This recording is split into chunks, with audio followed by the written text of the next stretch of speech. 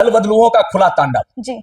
मैं अपने तहलका में देता हूँ दल बदलुओं का खुला तांडव। दल बदलू लोग होते हैं यहाँ से वहां। अभी आपने बोला पीला गमछा, हरा गमछा, व्हाइट गमछा पहन करके तुरंत में चेंज हो जाते हैं। वो जो चेंज होते हैं उस पर अंकुश होना बहुत जरूरी है। बहुत ऐसे पॉलिटिशियन है बिहार में जिनको आप देखिएगा सुबह कुछ और बोलेंगे, शाम में कुछ और बोलेंगे। दोपहर में बोलेंगे कि ब्राह्मण का मैं सपोर्टर हूँ, शाम में बोलेंगे यादवों का मैं सपोर्टर हूँ, और सुबह बोलेंगे फिर क्या मैं दलितों के साथ हूँ। बहुत सारे पॉलिटिशियन भी है सर, जो आरजेडी से बीजेपी, बीजेपी से जेडीयू, फिर आरजेडी। वैसा ही लोगों पे अंकुश होना चाहिए। अब इसमें बहुत बड़े बड़े नाम आ जाते हैं। नमस्कार, आप देख रहे हैं रब्जी लाइव और आपके साथ मैं हूं निधि सिंह। बिहार की राजनीति में आप अक्सर देखते होंगे कि अगर किसी नेता को उसे मन चाहे पद, उसे मन चाहे टिकट ना मिलता हो तो वो दल बदल लेते हैं।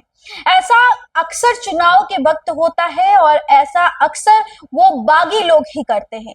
क्या ये लोकतंत्र में सही है? और इसको लेकर के हम सीधे चर्चा करेंगे। वरिष्ठ पत्रकार संजय चौधरी जी खास बातचीत करने के लिए इस मुद्दे पे मौजूद है। पहले बहुत शुक्रिया सर आपका बातचीत करने के लिए। दल बदल कानून और दल बदल जो लोग कर लेते हैं, कभी हरा गमछा ले हुए हैं, कभी पीला गमछा ले लेते हैं, कभी भगवा गमछा ले लेते हैं, ऐसे में इस मुद्दे पर आप क्या कहना चाहेंगे? बहुत अच्छा क्वेश्चन आपने पूछा है। मैं बहुत दिनों से इस पर जवाब भी देना चाह रहा था जी। मेरा एक आर्टिकल आता है दल बदलुओं का खुला तांडव। जी। मैं अपने तहलका में देता हूं दल बदलुओं का खुला तांडव। उसमें हमने बहुत सारे चीज में लिखे हैं, इस पर मैं आपको बहुत सारा जवाब देता हूं।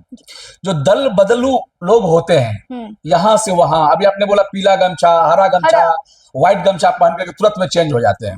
वो जो चेंज होते हैं उस पर अंकुश होना बहुत जरूरी है। एक पार्टी का गाइडलाइन होनी चाहिए कि आप अगर किसी पार्टी से सांसद हैं, एमएलए हैं, किसी भी पद पे हैं, उसका एक क्राइटेरिया होना चाहिए आदमी को। उससे क्या होगा कि दल बदलुओं पे काफी अंकुश पाया जा सकता है। अब आप ये मत कहिएगा कि अभी जो बंगाल में हुआ है या जो मुंबई में हुआ है, ये इस पर हम नहीं जा रहे हैं। इस पर इसलिए नहीं जा रहे कि लोग सांसद बनने के बाद भी अगर उनकी बातों को नहीं रखा जाता है तो वो दल चेंज करते हैं। तो दल बदलू वो नहीं होते। दल बदलू वो होते हैं जो हर 2 महीना पे चेंज करते हैं जी, हर 3 महीना पे चेंज करते हैं। बहुत ऐसे पॉलिटिशियन है बिहार में जिनको आप देखिएगा सुबह कुछ और बोलेंगे, शाम में कुछ और बोलेंगे।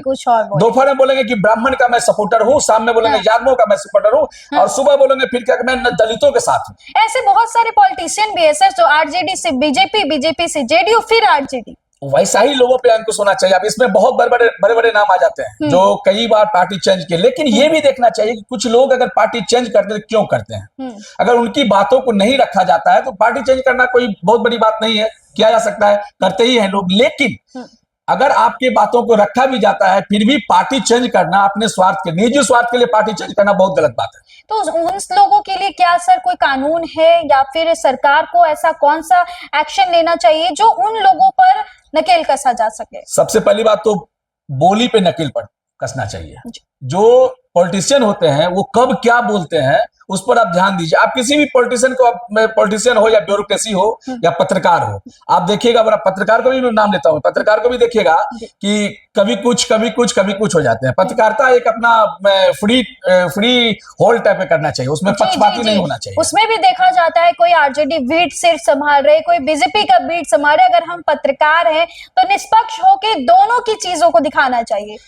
ये तो होता ही। आप देखिए ना, बहुत बड़े इंस्टीट्यूट की बात कीजिए आप इंस्टीट्यूट में कुछ दिन पहले कोई पत्रकार कहीं जाकर के उनके साथ होते हैं, कुछ दिन के बाद फिर चेंज हो जाते हैं। ऐसा नहीं होना चाहिए। पत्रकारिता एक अलग टाइप का होता है, राजनीतिक अलग होते हैं। तो पत्रकारिता के अलग तरीका से होने चाहिए। पत्रकार को निष्पक्ष होनी चाहिए और अपनी पक्ष को रखना चाहिए। पत्रकार को किसी दूसरे के पक्ष को बातों में रखकर नहीं रखना चाहिए, खुद अपनी पक्ष आप रखिए ना।